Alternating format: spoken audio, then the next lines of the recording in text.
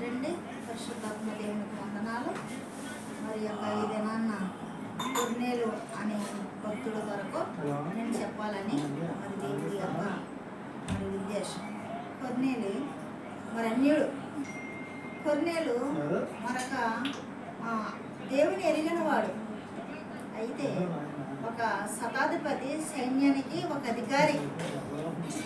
అలాంటి అధికారిని దేవుడు పట్టుకుని ఉన్నప్పుడు ఆ యొక్క కొర్నేలు అను భక్తుడు ఒకడు కైసరలో ఉండేవారు వీరు.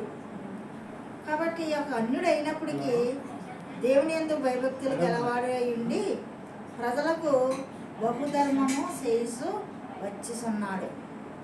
ఆయన పేదలను కనికరించేవాడు, దీనులకు చేయి సాపి సహాయం చేసేవాడు. ఎల్లప్పుడూ నువ్వు దేవునికి ప్రార్థన చేయువాడు, భక్తి గలవాడు. యోబు ఏ రీతిగా అయితే యథార్థంగా ఉన్నాడో ఈ కొర్నేలు కూడా యథార్థవంతుడు. ఈయన జీవితాల్లో 3 ఉన్నాయి.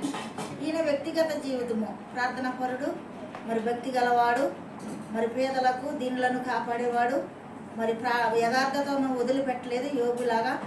కాబట్టి ఈయన కొర్నేలు ఎంత అధికారి అయినప్పటికీ తనకు తను తగ్గించుకుని దేవునికి మరి హెచ్చించేవాడిగా భక్తిపరుడుగా ఉన్నాడు. రెండవదిగా కుటుంబం పరంగా తన కుటుంబాన్ని రక్షించుకున్నాడు. కుటుంబంలో మరి తన కుటుంబం అంతా కూడా భయభక్తులు కలిగి జీవించేవారుగా ఉన్నారు కొర్నేలు కుటుంబం. మరి చాలామంది కుటుంబాల్లో అంతేందుకు యోబు భార్య మరి దేవుణ్ణి విదిలి మరణించు అని అన్నది. తన కుటుంబాన్ని తన భార్య రక్షించబడలేదు. అలాగే సమయలు బిడ్డలు కూడా మరి దేవుణ్ణి మరి అంగీకరించలేదు. మరి వారు ఏ రీతిగా ఉన్నారంటే మరి యొక్క ధనాపేక్ష గలవారే అన్యాయస్తులై ఉన్నారు. అలాగే ఏలి కుమారులు కూడా దుష్ట మార్గంలో నడిచేవారుగా ఉన్నారు. అలాగే మరి కొర్నేలు కుటుంబం అయితే రక్షించుకొని తన కుటుంబాన్ని కాపాడే వ్యక్తిగా కొర్నేలు ఉన్నాడు. అలాగే యెహోషువ నేను నా ఇంటి వారును యెహోవాను స్తుతించెదమని ఆ భక్తుడు కూడా అన్నాడు.